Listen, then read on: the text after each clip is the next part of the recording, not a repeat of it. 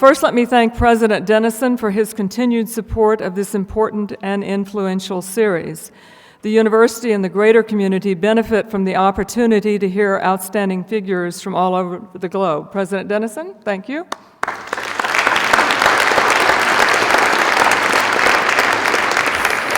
In addition, I want to thank our Provost, Royce Engstrom, for providing his support.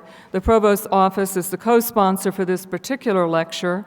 And finally, thanks are due to Professor Richard Drake for his vigorous attention to organizing an exceptional series each year. Professor Drake.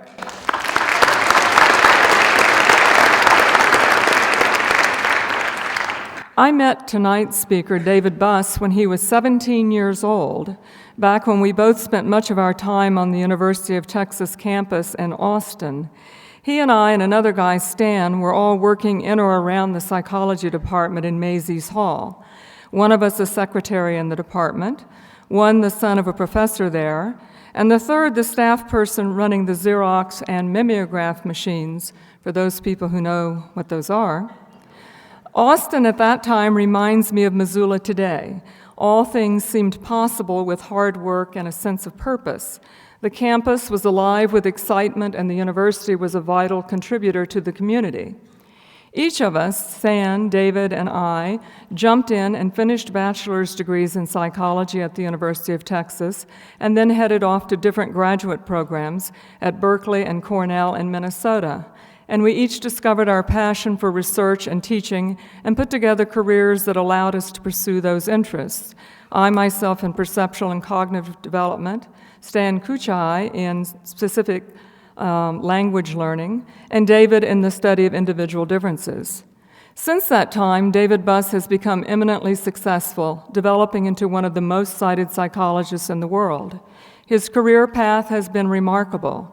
He finished his PhD at Berkeley in 1981, accepted a position at Harvard, was promoted but moved on to the University of Michigan, and then returned to UT Austin, where he started. As a young scholar, he was awarded the American Psychological Association Distinguished Scientific Early Career Contribution Award. As an established researcher, he also garnered the G. Stanley Hall Lectureship Award and the Distinguished Scientist Lecturer Award, two of the most prestigious awards given by that organization. In between, he was invited as a fellow to the Center for Advanced Studies in the Behavioral Sciences, where he intensified his interests in evolutionary psychology. He has authored and edited more than a dozen books and published more than 230 articles, chapters, and reviews in the most competitive journals in the field. He received the Robert W. Hamilton Book Award for the first edition of Evolutionary Psychology, The New Science of the Mind. Dr. Buss applies modern evolutionary theory to explaining human behavior, often in provocative areas. A brief list of titles of some of his publications illustrates this: The Evolution of Evil, The Future of Mating Intelligence, The Origins of Homicide, and Narcissistic Acts in Everyday Life. Buss states that from an evolutionary psychological perspective, there are several important questions related to individual differences. For sex differences specifically, in what domains are women and men faced with different adaptive problems? What are the sex-differentiated psychological mechanisms of women and men that have evolved in response to these adaptive problems? And which social, cultural, and contextual sources moderate the magnitude of expressed sex differences? He will talk about these questions tonight. David is also recognized for his teaching. While at Harvard, he was awarded the Thomas Temple Hoops Prize for excellence in the work of the undergraduate and the art of teaching, in addition to the APA Lectureship Awards I mentioned earlier. This afternoon, he demonstrated those skills in a fascinating seminar entitled The Murderer Next Door: Why the Mind is Designed to Kill. He shines in lively discussions about complex and, inevitably, controversial questions. Please welcome Professor David Buss.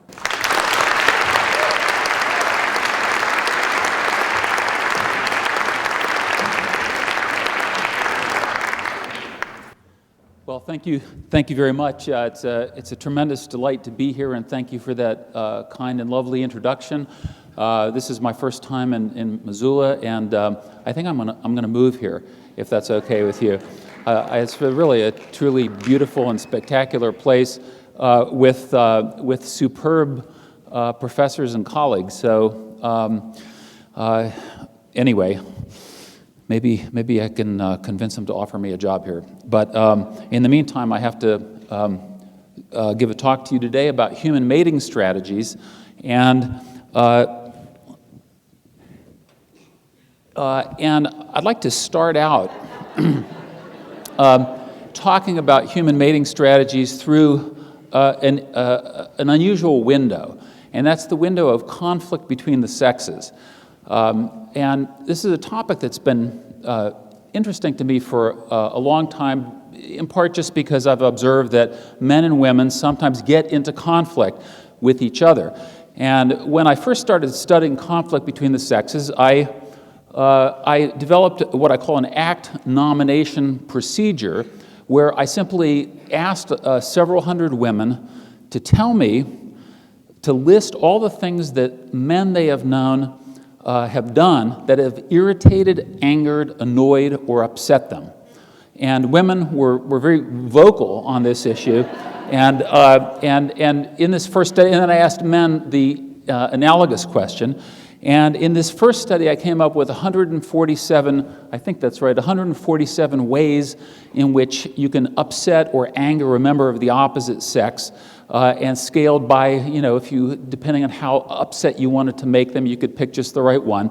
And they range from seemingly mild to he left the toilet seat up. Some men complained that she left the toilet seat down.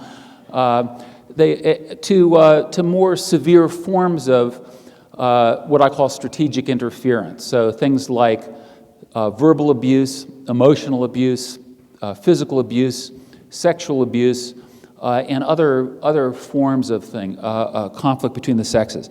Okay, at the time of this original study, I felt like I had a reasonably good theoretical handle on 2 of the 147 ways in which you could upset a member of the opposite sex. And so in some ways this is a progress report since that time. I discovered since that time that the 147 was an underestimate. There are actually many more ways to upset a member of the opposite sex. Okay, now I want to, my work is anchored in the field of evolutionary psychology, or the theoretical lens of evolutionary psychology. And so it requires understanding both psychology and evolutionary biology. And it's quite interesting that within both fields, there's historically been an assumption that men and women should engage in harmonious interactions, and that any deviation from harmony is a sign of dysfunction.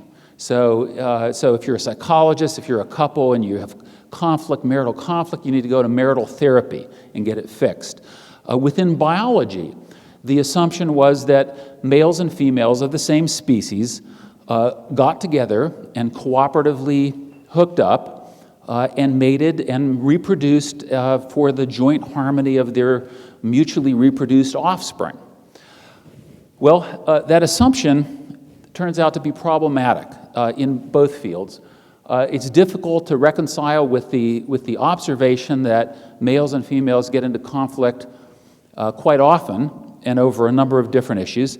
And also, within evolutionary biology, there's been important theoretical development within what's called sexual conflict theory, where it turns out that theoretically, no, we do not expect males and females of the same species to get along harmoniously, at least not all the time. There are predictable regions where we expect the sexes to get into conflict. Now, I define this the way evolutionary biologists define conflict, which is important to clarify, which is conflict between individual males and females within the same species. Okay, we're not talking about men as a group and women as a group, because from an evolutionary perspective, that is theoretically impossible. Men are primarily in competition with other men, and women are primarily in competition with other women, and each individual male is allied with individual females of such as mother, sister, sometimes mate, female friend, niece, and individual females are also allied with some individual males. So notions that males are a group that are somehow united in their interests in oppressing females as a group are simply theoretically untenable. Now, sexual conflict pervades social interaction, and I'm not going to talk about all the ways in which they do, but I just wanted to give you a bit of the broader picture before I focus on mating in particular. And I've done research on all of these domains, and they're all quite interesting, and I just put this up to illustrate that sexual conflict does pervade social interaction. So same-sex friends sometimes become rivals. Opposite-sex friends. Can men and women be just friends? How many people think men and women can be just friends? How many people think men and women have difficulty being just friends? Well, the answer turns out to depend on whether you're a man or a woman. Men, we find, have more difficulty being just friends. In our research, we find that men are more likely to become sexually attracted to their opposite-sex friend, and when that attraction is not reciprocated, then it sometimes results in conflict and sometimes the termination of that friendship. Coalitions.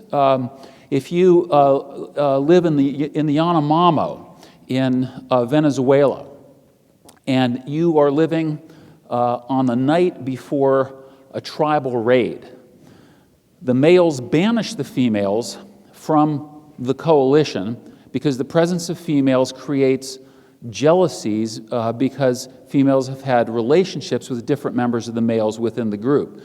And so in order to establish coalitional unity within the group, which is essential for success in this tribal raid, they have to exclude females on the night before the raid. Parent-offspring conflict. We've done research on what I call the daughter guarding hypothesis. Parents try to manipulate or influence the mating and sexual behaviors of their daughters, and they get into conflict over those issues. Step-parent relationship.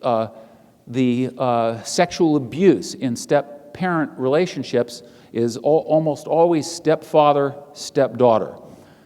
Hierarchical relationships, sexual harassment, where people in positions of power sometimes abuse those positions of power for sexual ends. And then, of course, in mateship. So the key point that I'm making is that sexual conflict pervades human social relationships.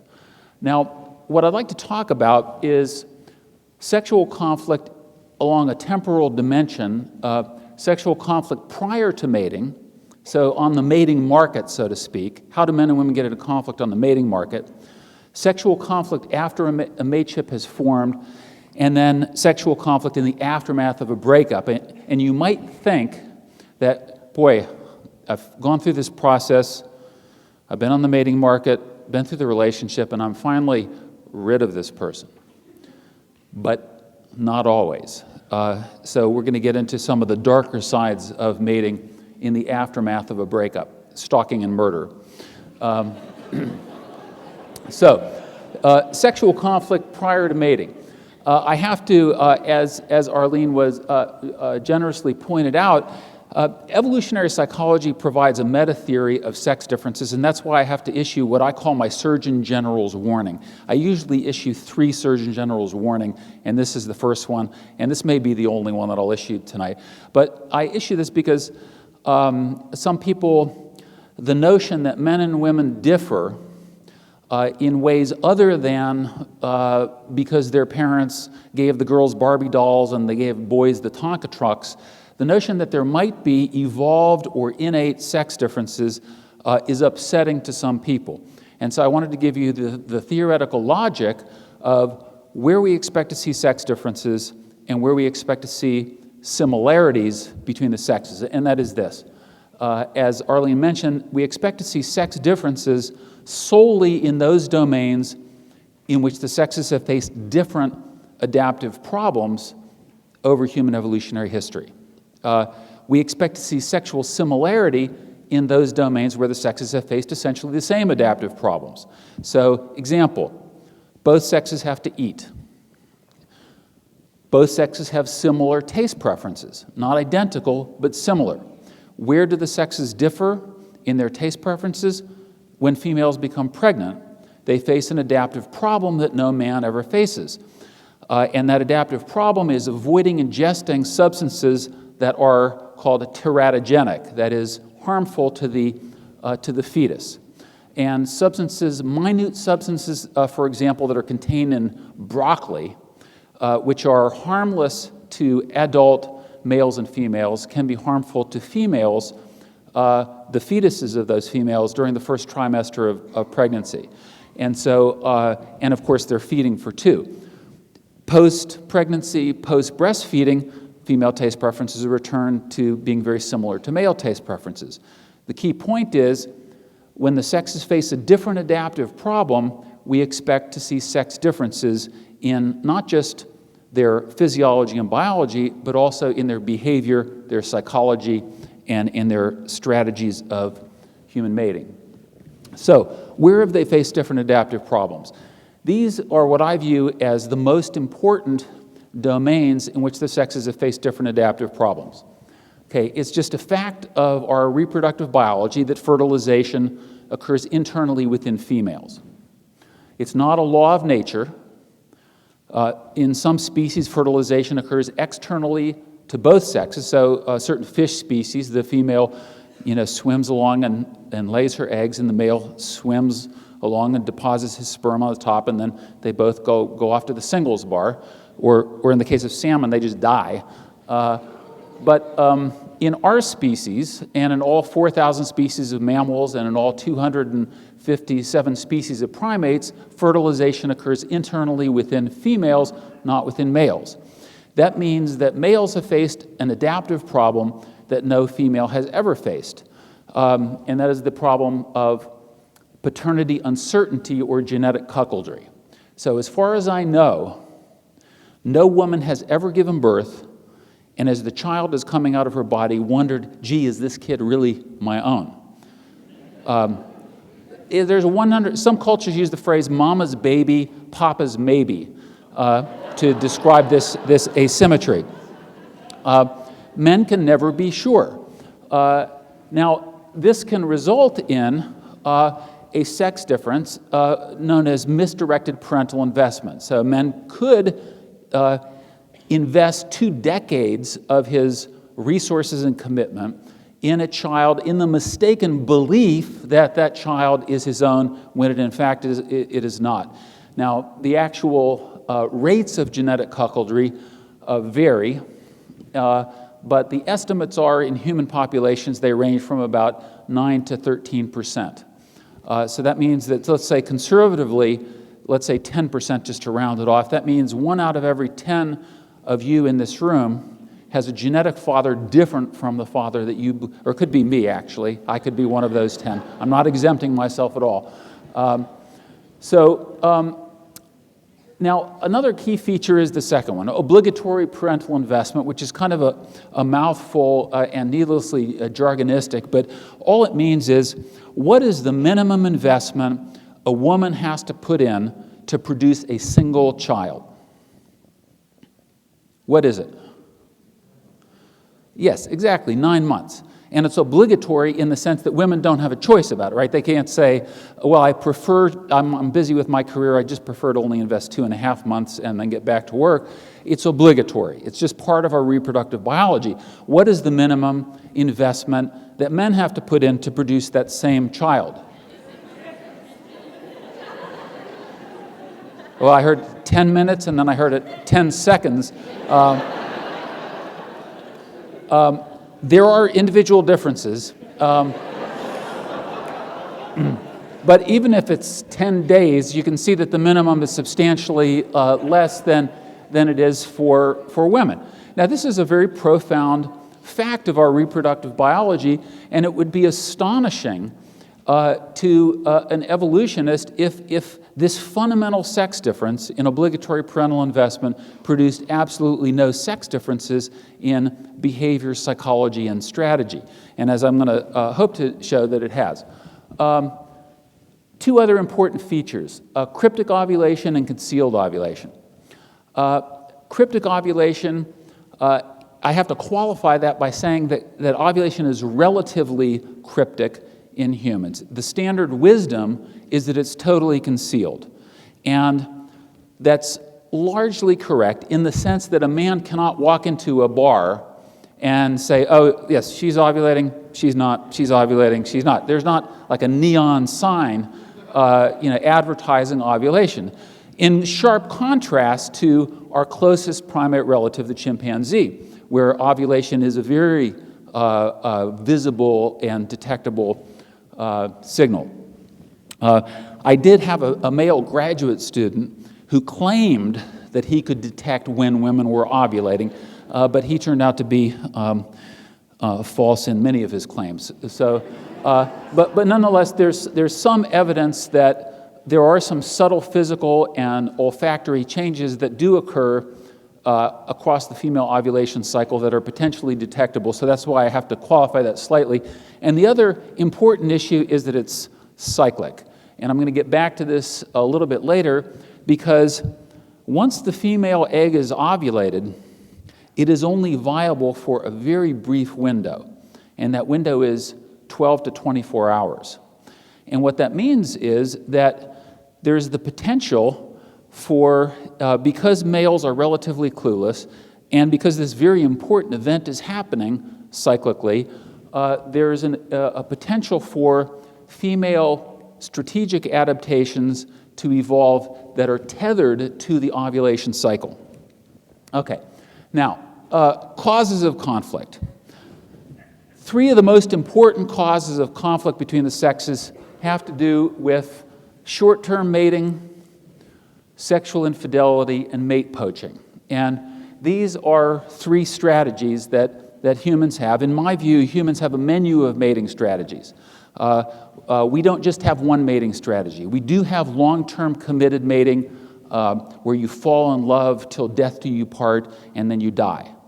And that happens.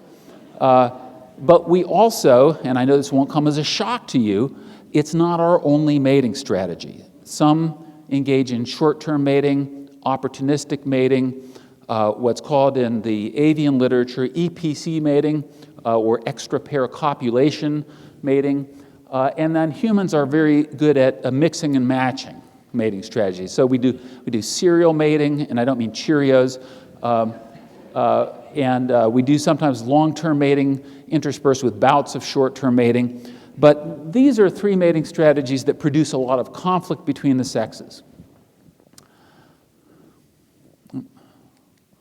Okay.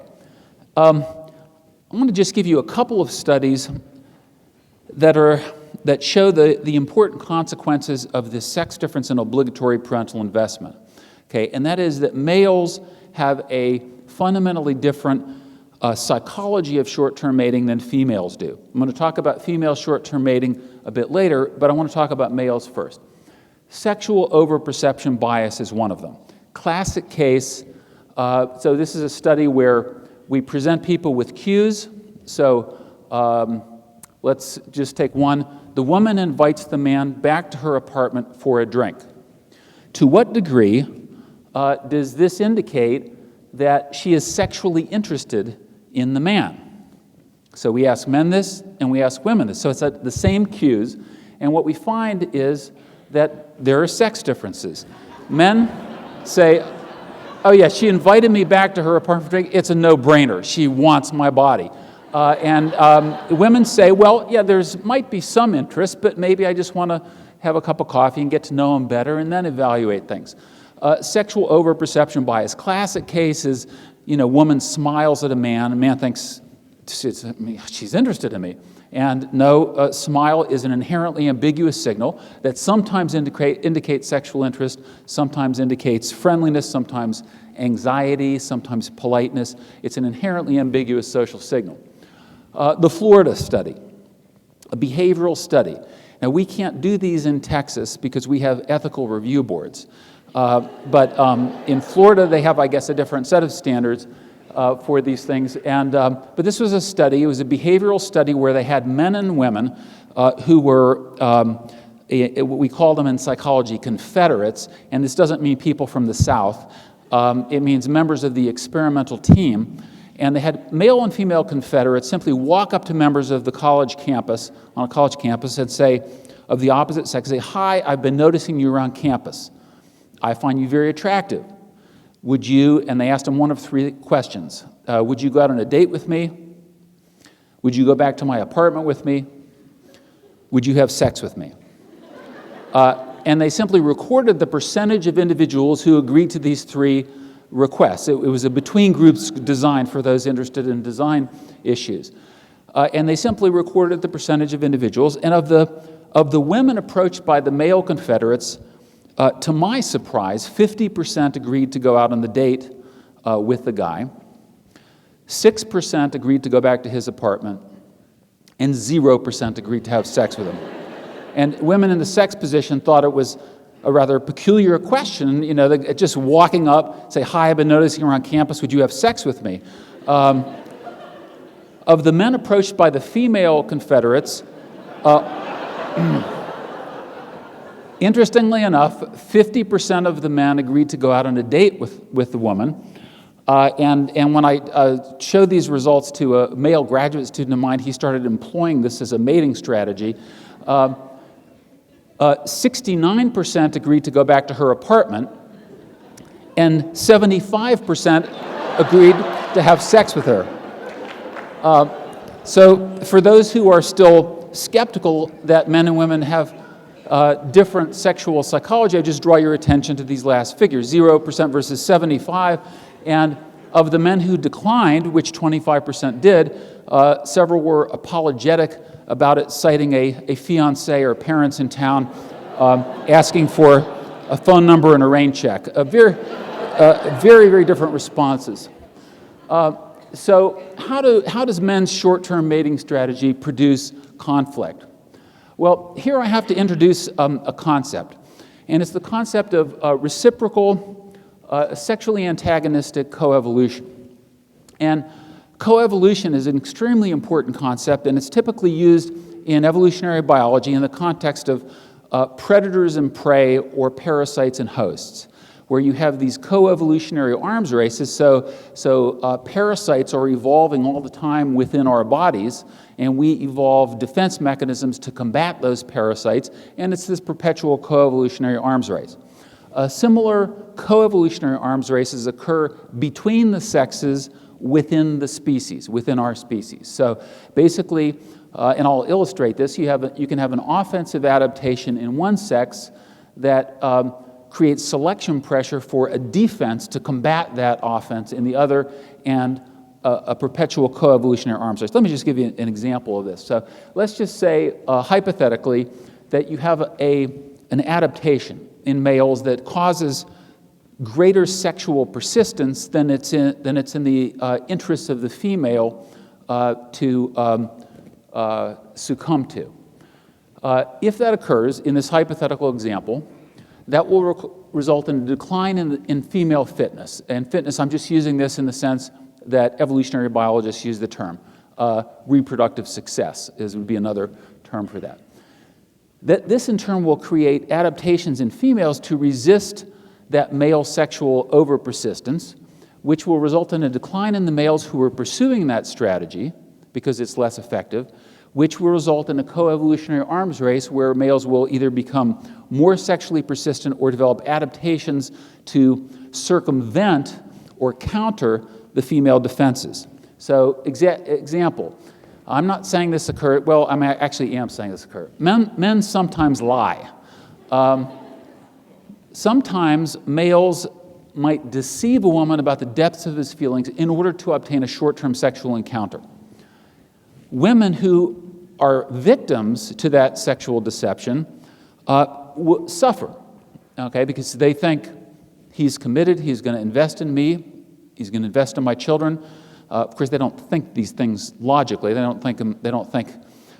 This actually came up earlier today. Women don't think. Let's see. If I am deceived by this man, that will impair my relative reproductive success, hamper my fitness, and boy, that is bad. No, but women do get, as I'm going to show you, very upset if they are deceived in these ways. But again, you can see that there will be this perpetual coevolutionary arms race as long as the interests of the two individuals are not coincidental. They are not on the same page. So in our studies, for example, we find that this is in fact true. This is studies I conducted with a former graduate student, Marty Hazelton, and she is now a professor at UCLA and headed this particular study, where we asked men and women to tell us, have you ever been deceived by a member of the opposite sex? If so, describe your experience. And we found that in short-term mating relationships, women reported these experiences. He falsely implied that he had stronger feelings for me. He exaggerated how sincere and trustworthy he was. He led me to believe that he had stronger feelings for me in order to have sex, etc. Now, if you want to upset a woman, I'm not advising this, by the way, but have sex with her, and then in the morning say, oh, by the way, I lied to you, I don't care about you at all, I exaggerated my feelings with you in order to have sex with you, goodbye. Women, we found very upset by this. So exaggerated feelings in order to have sex, on a 1 to 7 scale, how upset would you be if that happened? Women, extremely upset. Men, considerably less so. Now, believe it or not, women sometimes deceive men. And I know you find this hard to believe. And men are looking at me, gee, really? Jesus, I didn't know that. See, women know it and men don't in this case. But in principle, a similar coevolutionary process could occur with female deception. Now, what might this be? Well, once you have the male sexual overperception bias installed in the male brain, that can potentially be exploited for purposes, for example, of extracting resources or misleading men into believing that sex will be forthcoming. But she was just smiling. She was just being friendly. Well,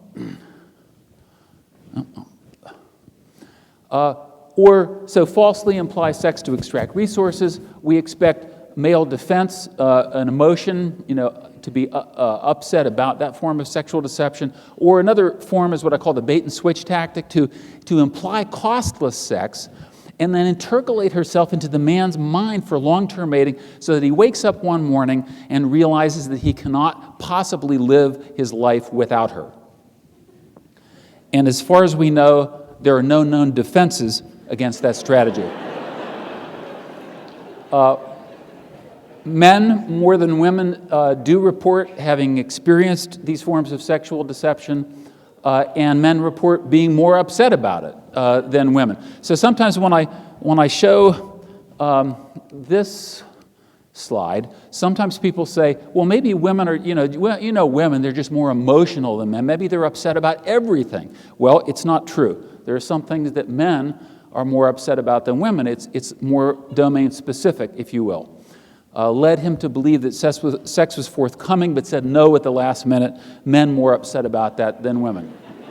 Okay, so to conclude this subsection, so we have sex-linked deceptive strategies, sex-linked emotional reactions, presumably or hypothesized to be co-evolved defenses against strategic interference, each corresponding precisely to the recurrent adaptive problems that the sexes have faced. Okay, now, I want to shift from the mating market to the relationship. Okay, let's assume you've passed through all the deceptions or not, but you're in a relationship now. So you can finally relax. but you can't. And in part, you can't because of this puzzle. It's clear that men have evolved a suite of adaptations for short-term mating, and I haven't gone into most of them. There's an avalanche of information about this. So there's the closing time phenomenon. Do girls get prettier near closing time?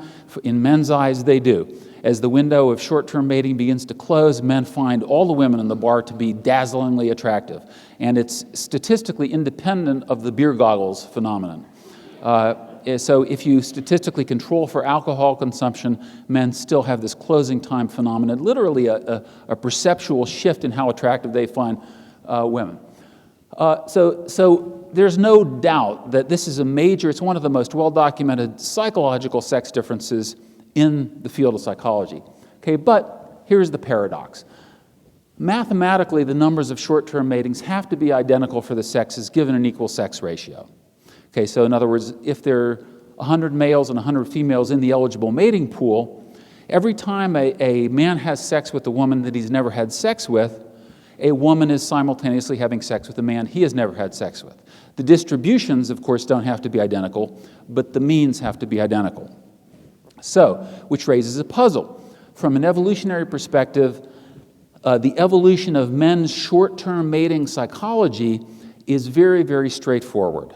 Okay, namely because they don't invest, in terms of minimum investment, very much to produce a child. In principle, their ceiling on reproduction is capped by the number of fertile females they can gain sexual access to.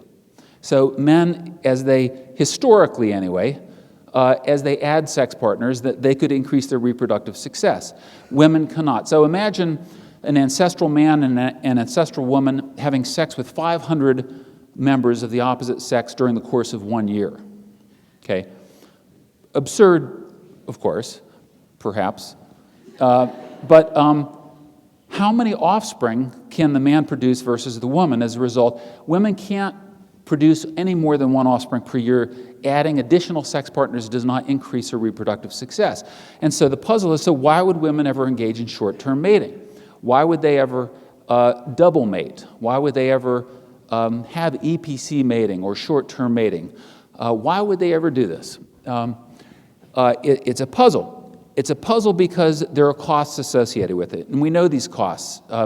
STDs, reputational damage, damage to mate value, perceived mate value. So why do they do it? This is a topic that we explore with my senior author on this, Dr. Cindy Meston, in our latest book, Why Women Have Sex. Now, why women have sex is a complicated issue, and I can only give you a couple of hints about it in the remaining time that I have. But these are some of the things that we explore in the book, and I'll just mention a few about sexual gratification and mate poaching, and maybe one or two others. Okay. The evolution of sexual attraction. What do women find sexually attractive? It turns out to be far more complex than what men find to be sexually attractive. Men are primarily visual creatures when it comes to sexual attraction. They hone in on psychophysical cues, and it doesn't vary a whole lot with context. So there have been many studies, just as an example, I'll put up some of these. Here are some of the known studies that affect female sexual attraction, some of the known variables. Social status, how a man smells. Men are more oblivious to olfactory signals. They're very important for women. Symmetry, masculine features, personality, sense of humor. All these things, all these variables affect how sexually attracted a woman is to a man. Men are far less, they're just more invariant across context. It doesn't matter the woman stand on her head, personality, it's just they're less sensitive to context. Social status, Henry Kissinger said, the classic quote is power is an aphrodisiac, but he also said one that I thought was more interesting. He said, now when I bore people at parties, they think it's their fault. Scent. Odor turns out to be a very important feature in women's sexual attraction. A man who smells bad, it can be a sexual kill switch. And it turns out there's a logic to it. Odor communicates a multitude of information about health status. So, for example, if a man is ill, if he has dental cavities, if he has gum disease, if he has a high parasite load, these are things that are all communicated through odors. And interestingly enough, MHC genes. Women can literally detect and prefer the scents of men who have complementary MHC genes. MHC is an acronym for Major Histocompatibility Complex. It's a suite of genes that's involved in immune function. And women prefer the scents of men who have complementary or different MHC genes than they do. It's weird, I know, it sounds strange that women can detect these things through smell, but it's known that women have a much better sense of smell. Their sense of smell is more acute than men's, and one of the reasons might be for mate selection purposes. I don't think that's the only one. Symmetry, or asymmetry, think Lyle Lovett, whose music I like, but he's asymmetrical. What are the causes of asymmetry? You basically have two classes of causes: environmental causes, so insults during development, so you fall down a flight of stairs, you develop asymmetries, and mutation load. All humans have mutations. Average estimate is that each individual has roughly 500 mutations, copying errors in the DNA sequence, but there are individual differences. Some have many mutations, some have few mutations, and the more mutations you have, the more asymmetrical you are. Masculine features. This is an interesting suite of studies that get back to the cyclicity of ovulation that I mentioned before.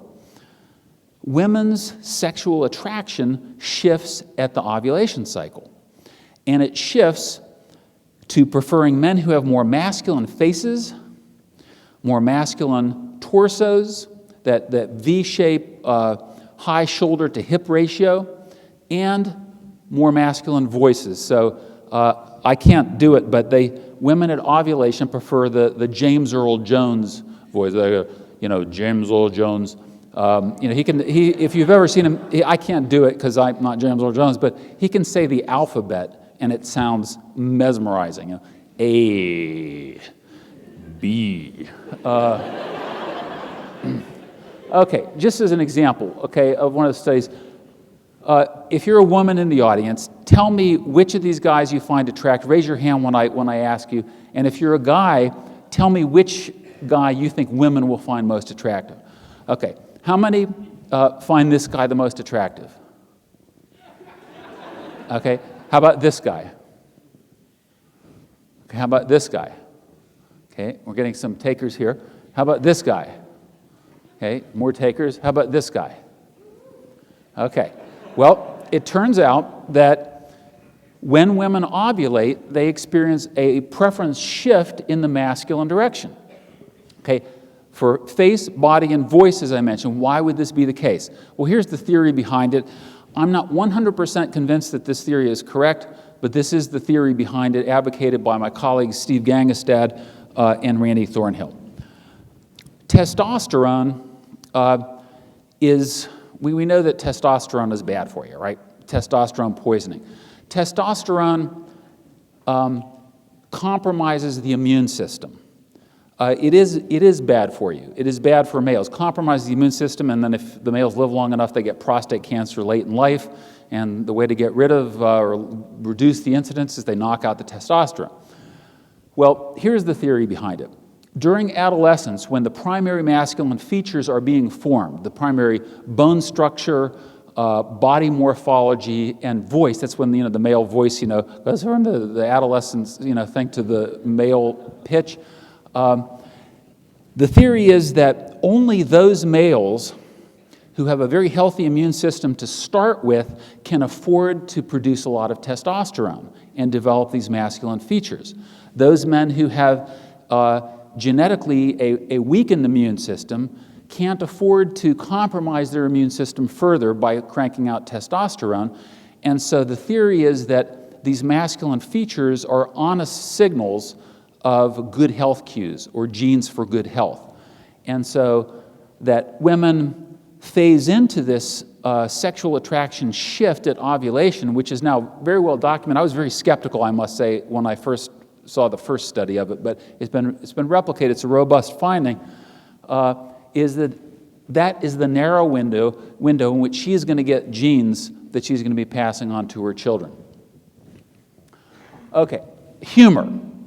Why should humor be important? Well, in our studies, where this is from our book, woman said, I had sex with someone because he had a great sense of humor. Every time I was with him, I had a great time. I'd never had so much time with anyone as with him. All those good feelings from the laughter led me to feel good with him in other aspects. Sex was just an extension of that. Sense of humor, of course, we don't know exactly what it is, exactly what it conveys. Could convey intelligence, although it's asymmetrical. We know that there are very smart people who have no sense of humor, but it helps to be intelligent. Could convey a sense of empathy or perspective taking, ability to imagine what someone else will find humorous. Could also convey a sense of social confidence or verve. Not everybody is convinced of this. In particular, one comic is not convinced of this. Jimmy McFarland says, one of the things that women claim is most important in a man is sense of humor. In my years as a comedian, I've learned that they're usually referring to the humor of guys like Brad Pitt, Tom Cruise, and Russell Crowe. Apparently, those guys are hilarious. Well, I have to introduce the final theoretical concept in talking about the aftermath of mating conflict.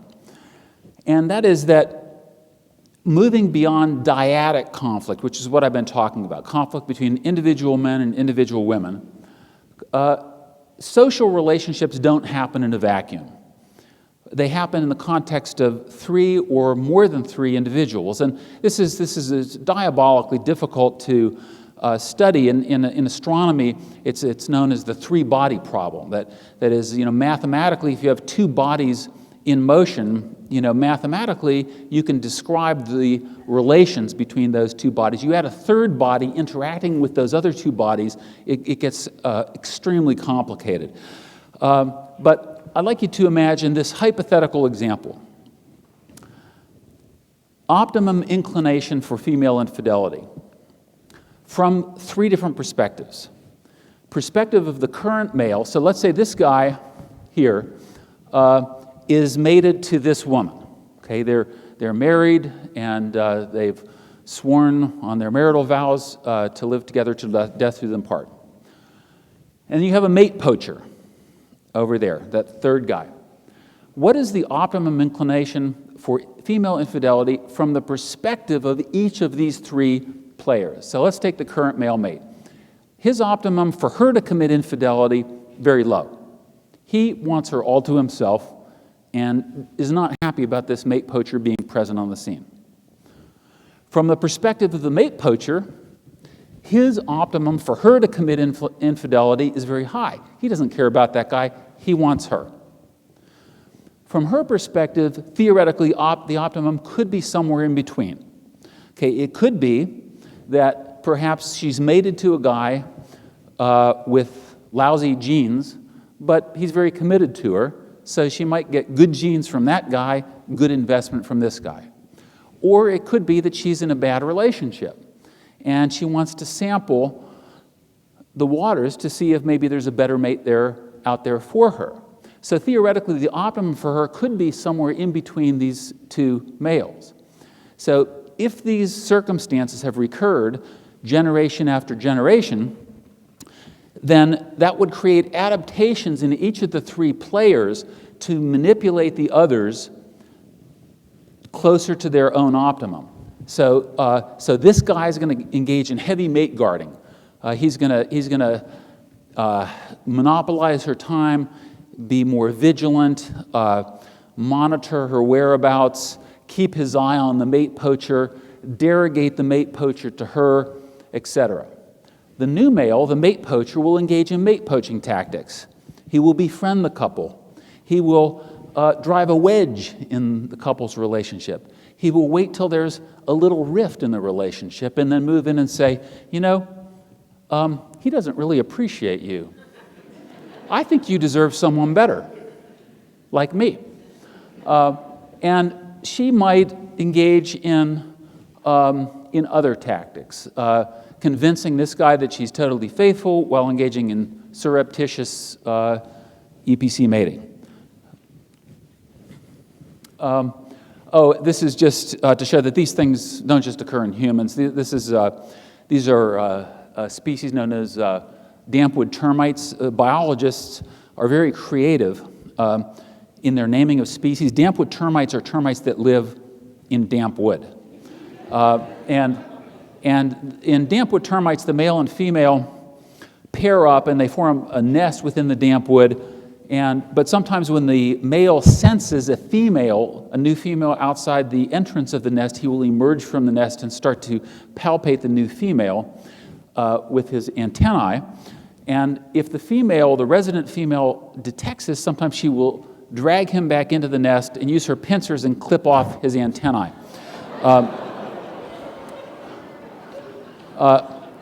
Drosophila melanogaster, I'm not even going to go there with the toxic seminal fluid proteins. So I want to talk about sexual infidelity, mate retention, and mate poaching. So I've already mentioned these. Sexual infidelity, sending sexual signals to a new potential mate, mate retention, mate poaching. So potential benefits of female infidelity. In our studies of female infidelity, and I've been working on this for about 15 years, spurred by a female graduate student of mine, Heidi Greiling, who's now a professor over in London.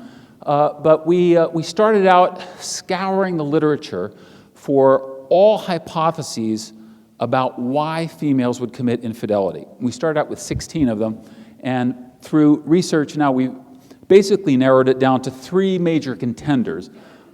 Access to additional resources, access to superior genes, and trading up to a higher mate value partner.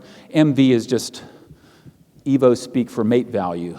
So you have RV for reproductive value, MV for mate value, EPC for extra pair copulation, and evolutionary mating tactics such as, hey, I like your low parasite load. No, anyway. So we've just started studying tactics for female infidelity. So I just threw these up there hypothetically. I don't know that these exist. She told the other guy to call me when a regular mate was out of town. She told her partner she was going to attend a lecture on human mating strategies. So if you have a female friend who you thought was going to be here tonight who's not, I want to ask her where she was. Males clearly have co-evolved defenses against female infidelity. Male sexual jealousy tends to focus very heavily on the sexual aspects of the infidelity. So studies, we've done physiological studies, psychological studies where, imagine your worst nightmare has happened. Your partner has had mad, passionate sexual intercourse with someone else, and they've fallen madly in love with them. Which aspect of the infidelity upsets you more? And we had predicted that it would be the sexual aspects of the infidelity that would upset men more when faced with this jealousy dilemma, because it is the sexual aspects of the infidelity that jeopardize paternity certainty. And there are a ton of studies that show this. And these show up, I'll just mention one, where we've identified cues that are differentially diagnostic of sexual versus emotional infidelity. Emotional infidelity is more upsetting to women because emotional infidelity is a signal of the long-term diversion of commitment and resources to another woman. So cues to sexual infidelity, these are, of course, are highly correlated, cues to sexual versus emotional, but suddenly refuse to have sex, difficulty becoming sexually aroused, etc. These are probabilistic. They could be, he or she was just tired. But then there are other things that are more diagnostic of emotional infidelity. So this is the worst. He doesn't respond anymore when you tell him that you love him. So you say, I love you, and he says, okay. Very bad cue. This is a study that found, a laboratory study that found that within couples, actual couples, women literally remembered. They brought the couples into the laboratory and they said, okay, now imagine that you were exposed to these cues. Your partner suddenly became bored when the two of you had sex, didn't respond when said, I love you, etc. And then brought them back into the lab a week later and gave them a spontaneous memory recall task. Tell us all the cues to infidelity that you can remember that we talked about last week. And women literally pay attention to and encode and remember cues to emotional infidelity, men more cues to sexual infidelity. And these things show up in just a ton of different studies, which I won't bore you with, because they all show basically the same thing. Memory tasks, information search, involuntary focusing of attention, response time, and functional magnetic resonance imaging, where different patterns of brain activation in the sexes become activated in response to cues to sexual versus emotional. So, now, jealousy is not just something that rattles around in people's heads. It has to result in actual behavior.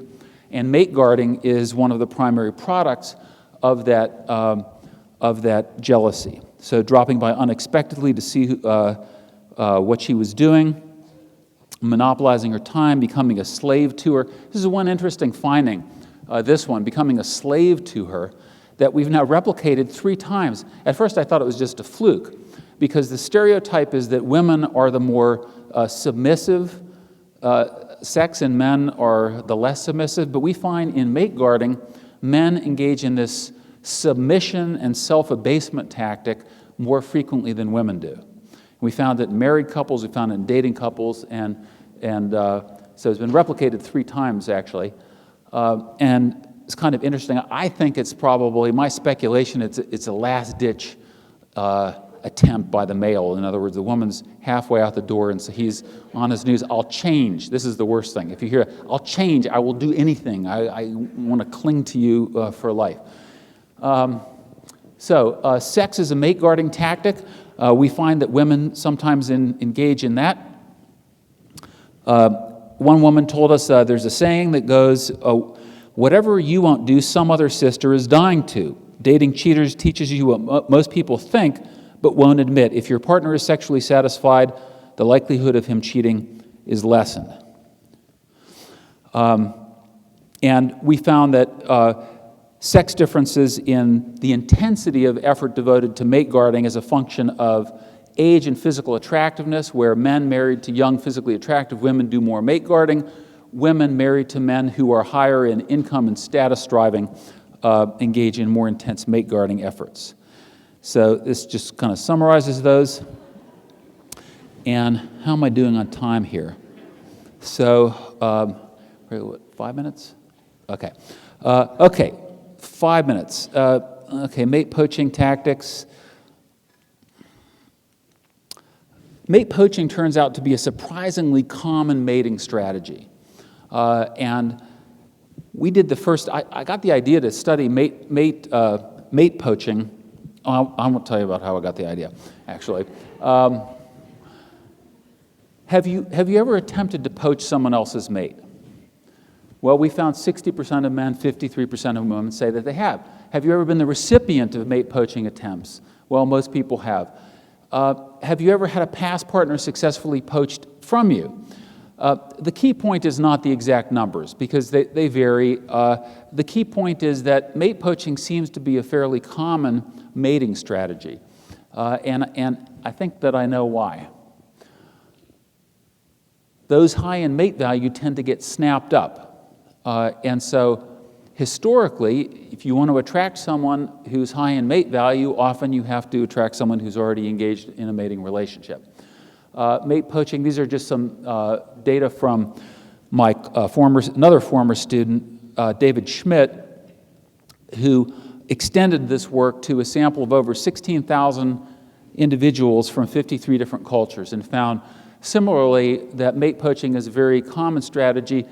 Short term, men are more susceptible to mate poaching than women are, perhaps not surprisingly given what we know about men's short-term mating strategies. Okay, key points about sexual conflict within relationships. So we have infidelity, mate poaching, jealousy, mate guarding, and concealment of infidelity. It's one of the things that is concealed in greater secrecy than just about anything else. I mean, what do humans conceal?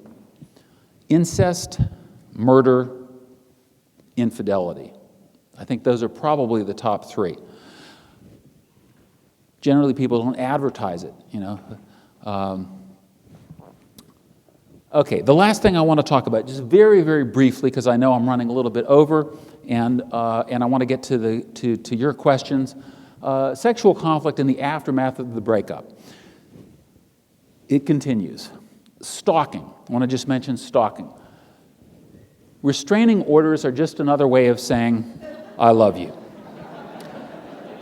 Stalking is a behavior that men engage in far more than women. Legally, about 80% of the stalkers are men, 20% are women. So some women do, but men tend to do it more.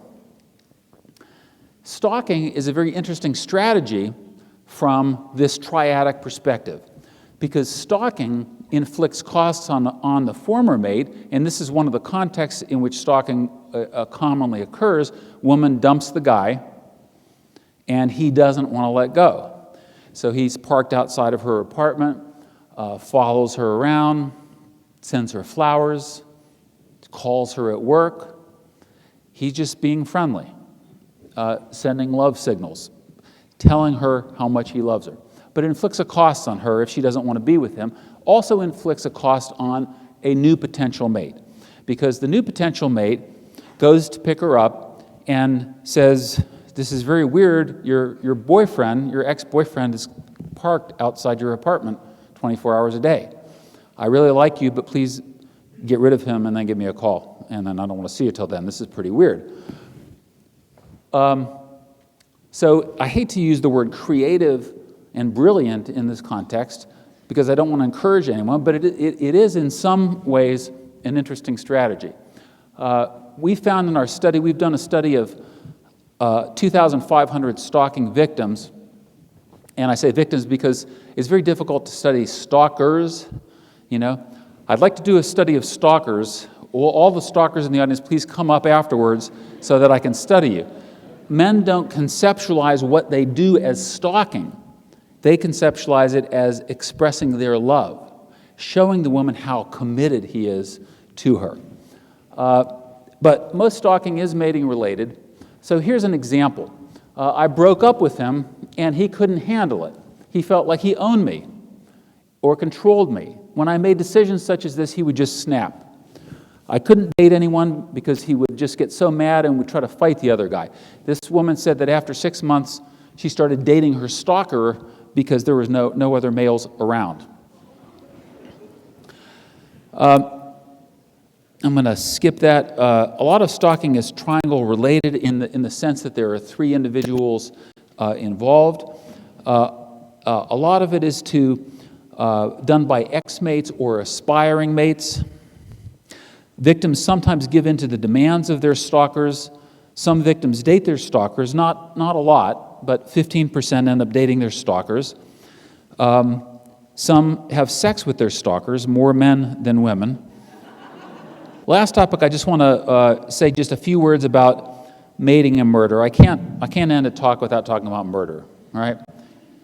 It rhymes, you know, you get the alliteration with the mating and murder. Okay, very briefly though. Most people have had homicidal fantasies. Here's an example. Mate poachers. People do not like mate poachers. Here's a person who had a homicidal fantasy about a mate poacher. He would call my girlfriend and imply that I was unfaithful to break up our relationship. I knew I wanted to fight and humiliate him. I thought a life without him would be much easier and less complicated. I wanted to kill him slowly with fire or a knife, make him suffer and feel despair. In Texas, we have fire ants, which are very, very painful if you've ever been stung by a fire ant. Some men said they wanted to take their rival, strip him naked, and put him on a bed of fire ants. Well, let's see, I won't go into this mate poaching. Women sometimes have mate poaching as well. My boyfriend was cheating on me with this girl. She was a real bitch to everyone. My boyfriend was going to dump me for her, and I hated her for taking my boyfriend. Plus, she treated him like crap. I thought about strangling her or chopping her head off. Kate Moss was not in our study, but a woman had a homicidal fantasy about Kate Moss. She said, my boyfriend is always telling me how gorgeous he thinks Kate Moss is. Really, she's just a skinny drug addict bitch. The method, I thought about taking a wire coat hanger and putting it through her eye to make her brain dead. Then I would hang her skinny body up in my closet and show my boyfriend that she is not so gorgeous after all. Well, people have a lot of homicidal fantasies about mate poachers, and who do people have homicidal fantasies about? They mainly want to kill their intersexual rivals. They want to kill their romantic partners, second, but mostly the intersexual rivals. And they want to do it under sex-linked conditions, though. Men, when they get dumped, are more likely to have homicidal fantasies about killing their ex, especially when it becomes irrevocably clear that she is not coming back. And that first 6 months after the breakup is the most dangerous time for the woman. Sexual infidelity is also a sex-linked trigger of homicidal fantasies. For women, more likely if the partner is emotionally unfaithful or if he's physically abusive. Repeated physical abuse, women sometimes kill their partners, often in self-defense or because they see no other way out of the relationship. So I thought it was interesting that these sex differences in homicidal fantasies corresponded to the sex differences in jealousy that we've seen in the other studies. So, by way of conclusion, sexual conflict is pervasive. We have touched on lightly deception, sexual coercion, infidelity, jealousy, and mate guarding, mate poaching, stalking, and murder. And second, this triadic sexual conflict model, I believe, leads to novel hypotheses and new empirical discoveries about co-evolved offenses and defenses, and provides a framework for understanding the relations among these seemingly disparate mating strategies. Thank you very much. Thank you. Thank you.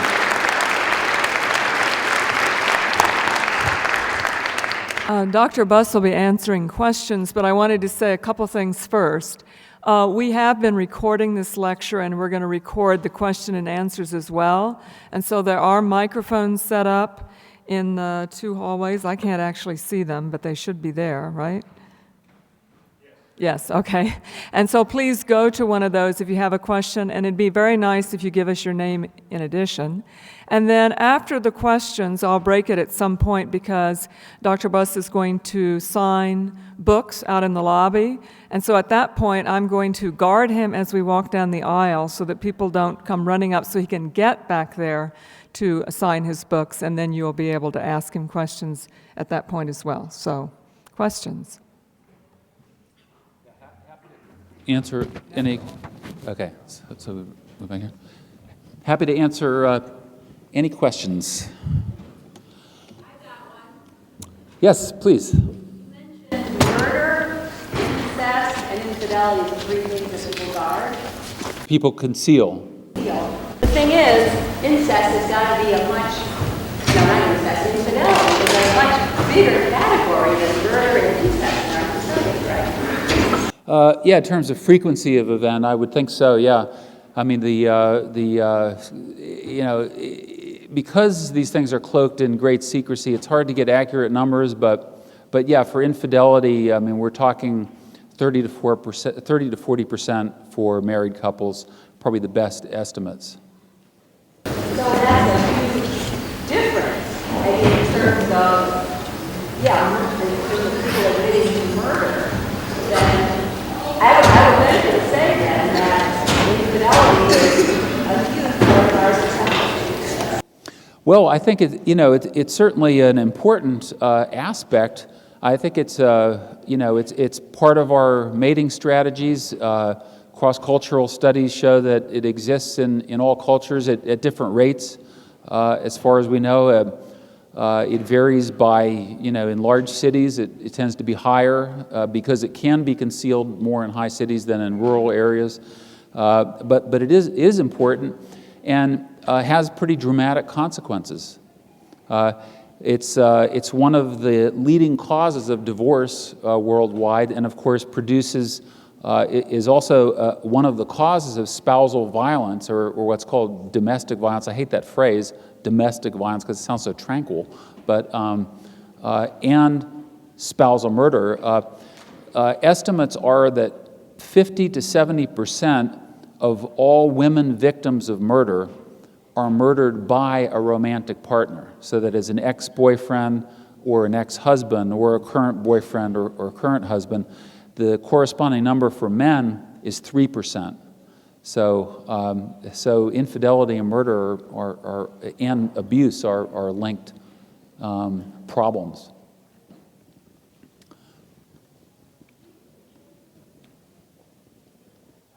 Wanted to request that people come to the mic because we have people using assistive listening devices and they can't hear your questions unless you talk into this. So yes. Please come up here.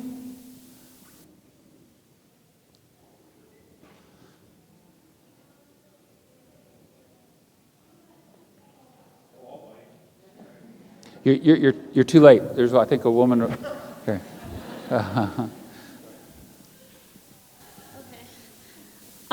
Do you think it's possible for a person to only love one other person besides a family relationship? Yes, I think it's possible for some people.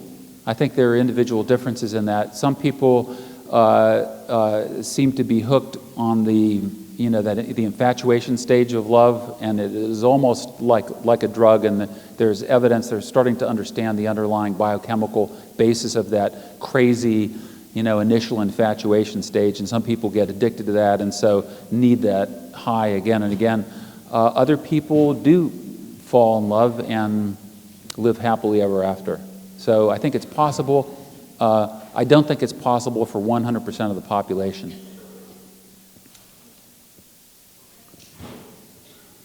Yeah. Your studies seem to cite women or people of reproductive age.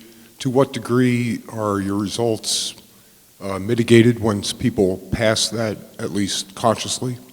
Yeah, that's a good question. We have looked at some of these aspects. We have looked at over the lifespan. So, for example, we've looked at sexual jealousy, and what we find is that the sex differences in sexual jealousy still exist in older ages, but they're reduced in magnitude. And there are other things that change with age having to do with mating.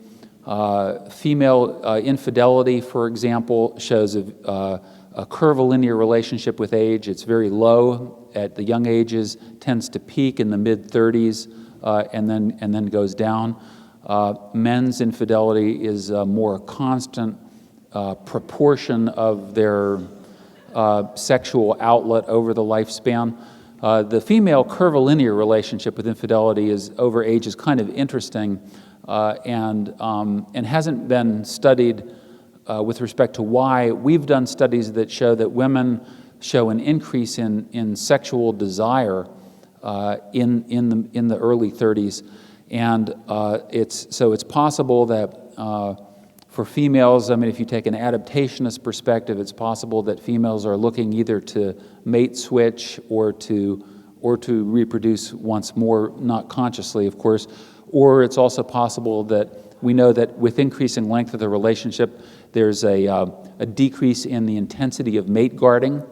And so a decrease in the intensity of mate guarding opens up windows of opportunity for females to commit infidelity. And so if you combine the lower mate guarding with the increase in sexual desire, that might account for that curvilinear relationship. So some of these aspects have been studied over time. And as a general rule, one of the things that tends to happen with a lot of these variables is that you find no sex difference before puberty, and then at puberty the sexes start to depart psychologically, and then when they hit late 40s, early 50s, they start to come back together again and become more sexually similar. But more studies need to be done on mating over the lifespan. I have Yes. a couple questions. I noticed that you presented a predominantly heterosexual model, and I'm wondering if you included any non-heterosexual people in your sample, and if so, if you saw any similarities or differences in behavior, or if not, if you know of other scholars who've done. Yes, we have. Our samples in some of the studies are a number in the thousands, and so we do have bisexuals, lesbian women, gay males, and I've done some studies of them. It's more difficult because our ends are lower, and so it's harder to draw generalizations. But in terms of things like reasons for sex, why women have sex, we don't find substantial differences in the sexual motivations of let's say, lesbian women and heterosexual women.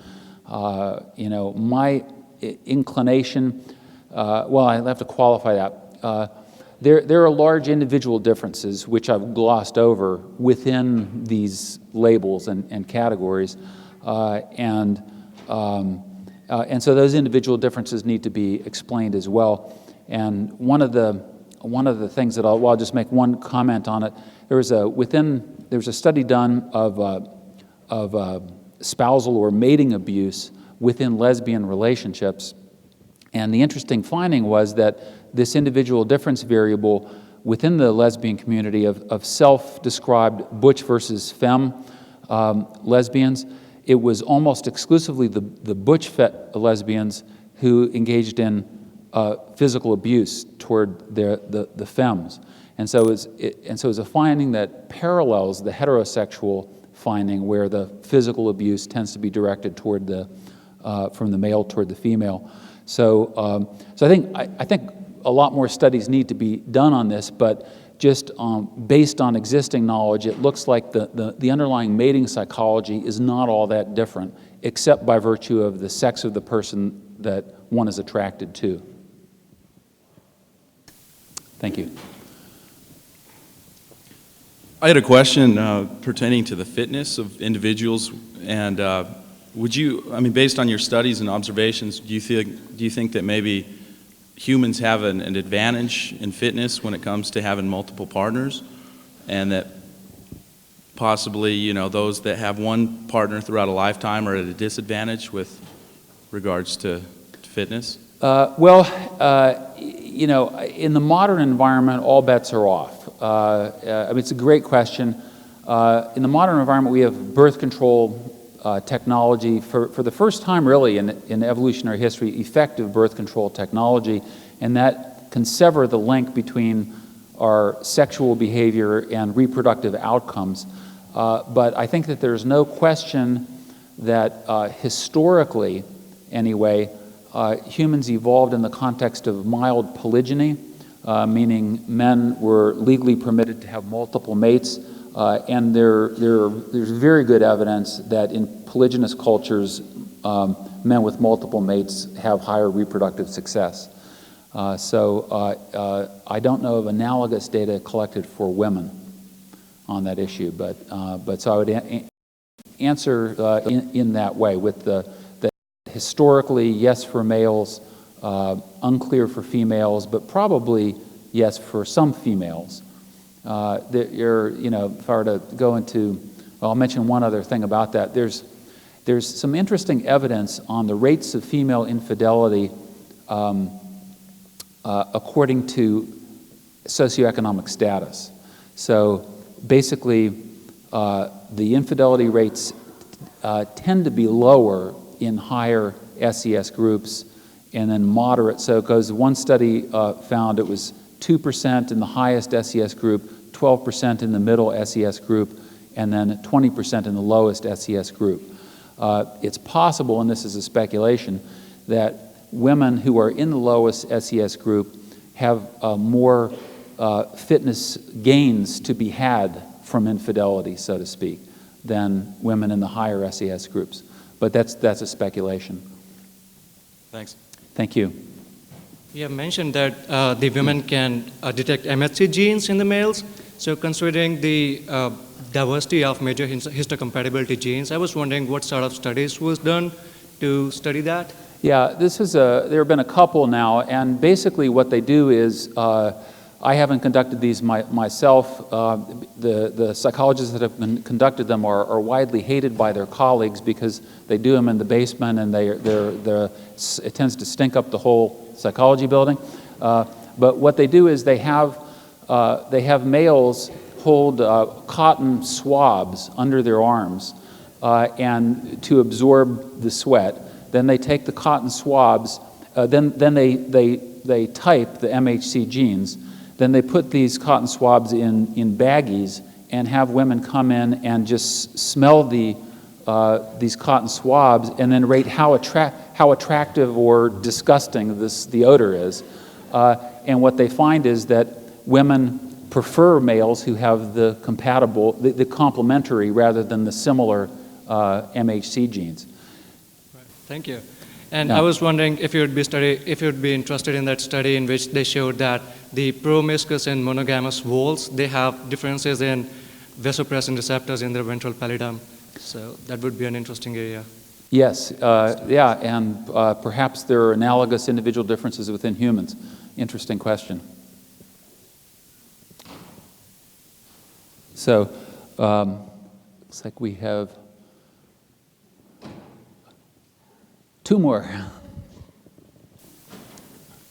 In relation to when you're talking about the perception over sexual bias, I was wondering, according to your studies, when would you feel that the initial conflict starts? For example, does it start with the men's interpretation of a kiss goodnight equals X, or is it more so the woman's assumption of if I kiss him goodnight equals X, or if I don't equals Y? Yeah, it's a very good question, and I don't know the answer to that, except to say that that this male sexual overperception bias is very pervasive, and I think it's in the language of signal detection theory, men in conditions of uncertainty err in assuming sexual interest, and if it turns out that there's no sexual interest, it's relatively cost-free. Oh, I made a mistake. I thought she was sexually interested in me. It turns out she wasn't. It's relatively costless. Might result in a little embarrassment. But historically, a missed sexual opportunity could be quite profound, and so it could be, from the perspective of fitness or reproductive success, a very costly error, and that's why I think they have it. Once that exists, though, in the male brain, and I think that a lot of women are not oblivious to it, so women, I think, are sometimes aware of it, and there are individual differences. Again, I'll tell you one little story about that. I teach a class called Psychology of Human Mating, and I was describing the studies of the male sexual overperception bias. And as I was describing it, there was this woman in the back of the room who it was like a neon sign lit up above her head, and she came up to me after class and she said that this resulted in, this explained to her the breakup of her relationship with her boyfriend, because she was she said every time they went to a party or a bar, guys were constantly hitting on her, making sexual approaches. And it turns out she was just a dispositionally very smiley woman. She had a friendly, smiley personality, and guys in social environments were misinterpreting that and approaching her, and it was driving her boyfriend insane. He felt himself in a constant state of sexual jealousy and couldn't handle it, and so he broke up with her as a consequence of it. So, but exactly how the interplay between this bias in men and women's perception of it and how women sometimes might use it or exploit it, these are complicated issues that are for future research to determine. First of all, I just want to thank you for a very interesting and entertaining lecture this evening. I think we've all enjoyed it. And this is in regards to the MHC hormones that or genes that you were speaking of.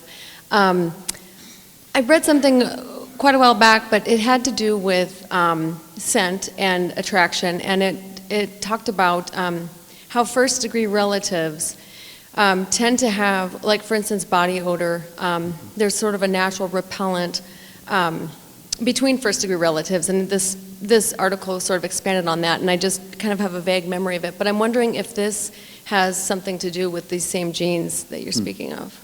That's an interesting suggestion. I hadn't thought of that, but could be related to an incest avoidance mechanism as well. That's a very interesting suggestion, and could be, I guess, an alternative, or not necessarily a competing explanation, but they both could be correct.